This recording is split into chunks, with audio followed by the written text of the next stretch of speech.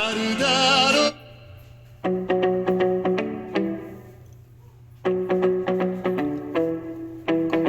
good morning naman. Good morning. Nandito naman tayo sa Baseco Beach. Atin pong mapapanood kung ano ang laki ng pinagbago.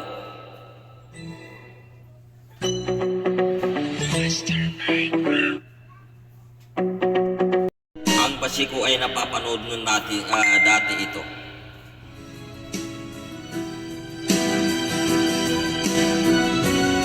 Nung hindi pa si Tatay Digong ang humahawak nito o hindi pa siya naging presidente ay hindi po nakaabot pa ng ganito ito.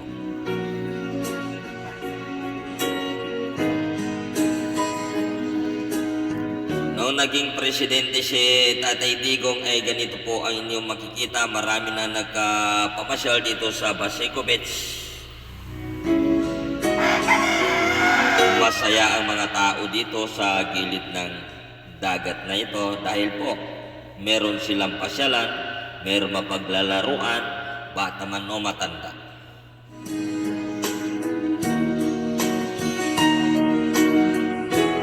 Ito po ang malaking pinagbago dito sa Baseco.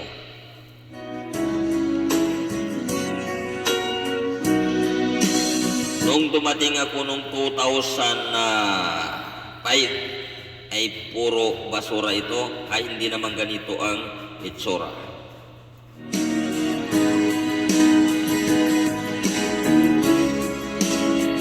Sa ngayon nakikita nila lang kung ano ang kalinis na ang gilid ng dagat na ito.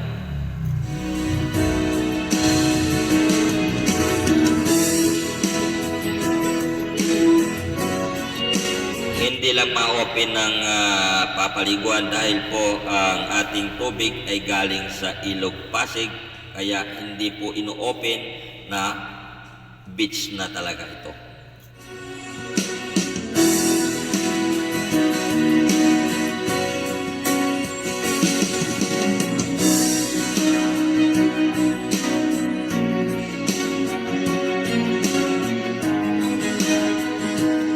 Ito po yung guagua o adulo, yan po yung guagua.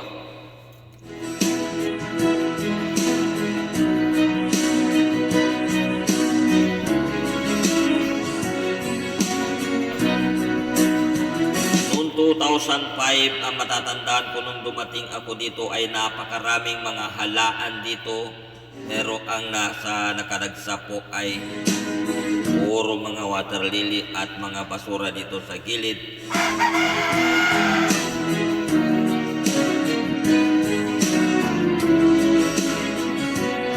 Sa ngayon ay hindi ko po alam kung meron pa ba halaan dito na nakukuha o may mga tahong.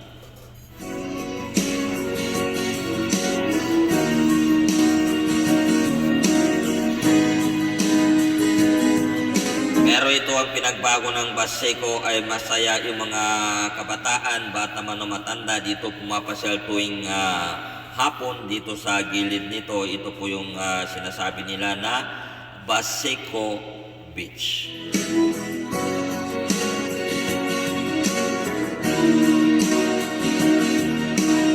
Nakita naman lang kung paano inaalagaan dahil ano natin ngayon ay ating Mayor Yorme.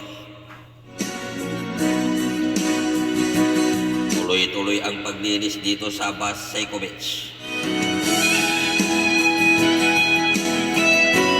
Tuloy-tuloy pa rin ang pagsasaya po ng mga kabataan dito dahil po sa ginagawa na ito na Baseco Beach ay gumaganda.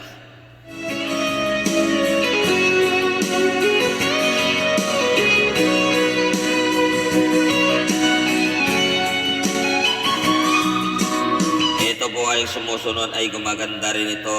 May mga ilaw-ilaw na dito sa gilid nito na pinagpapatuloy ang project ng ating umahawak na ating Mayor Yorme.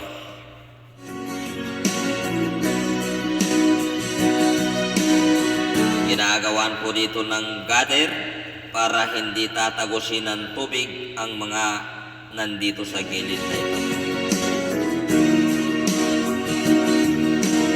May tinatanim na mga mangrove para ito sa pangdagat na kahoy.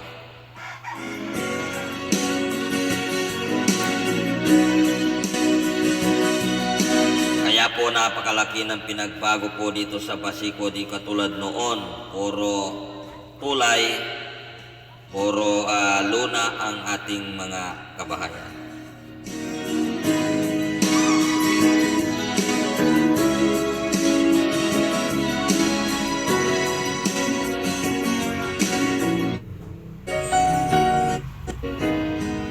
Ito yung street po ng ginawa ng Basico Beach na tinatambakan nung kapanahonan ni Tatay Digong.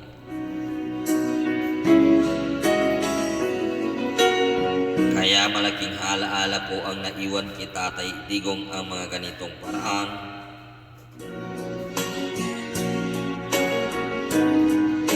Pinapaganda na at pinapapasaya ang mga tao dito sa Basico. Meron na silang naging pasyalan.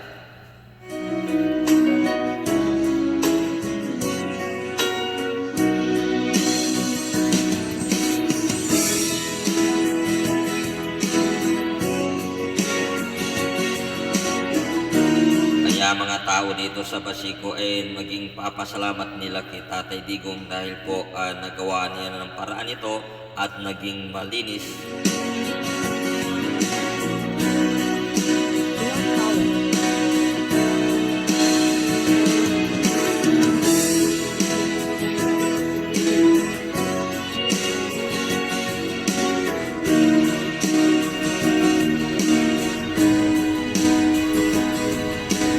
Dati ay putik lang ating pong dinalakaran dito. Sa ngayon po ay naging sumentado na. Masaya ang mga bata.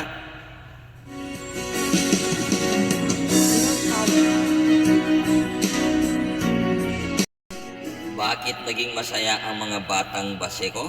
Dahil meron na silang paglalaruan, meron na silang mapapasyalan dito sa Basico Beach, Manila.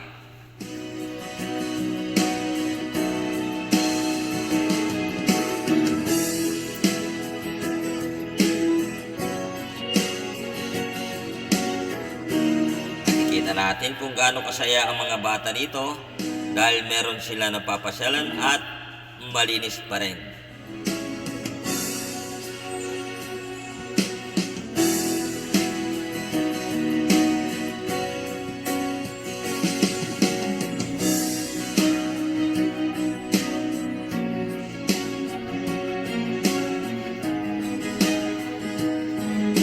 Ayan po ang Basico Beach. Ito po, hindi po yan ng nakano lang ito dating fish pan.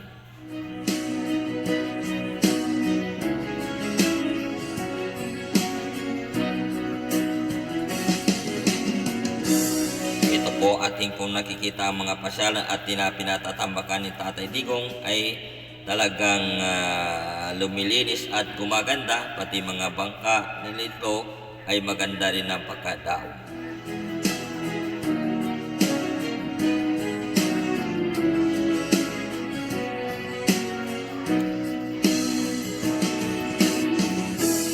Kita nyo naman hanggang dito ay malinis.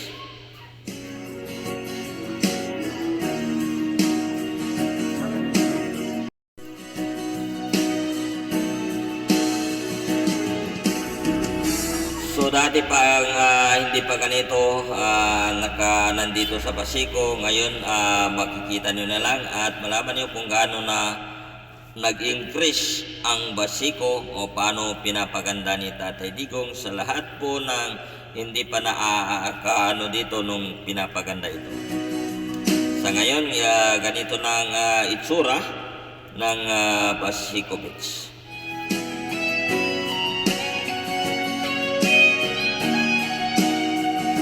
Ito po yung basura dito, tinatambak dito sa gilid para dito lang kukunin ng Leona.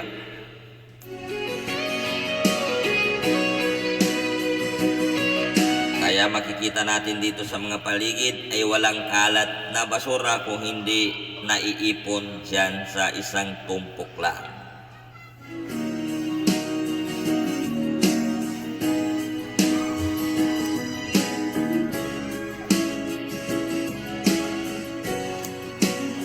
shoutout po sa mga lahat po na nandito sa Baseco. Masaya ba kayo na gumaganda yung inyong area? Napapaganda ng ating dati pinagumpisa ng ating Tatay Digong kung paano gumaganda. Hanggang ngayon nakikita niyo naman patuloy pa rin ang malinis.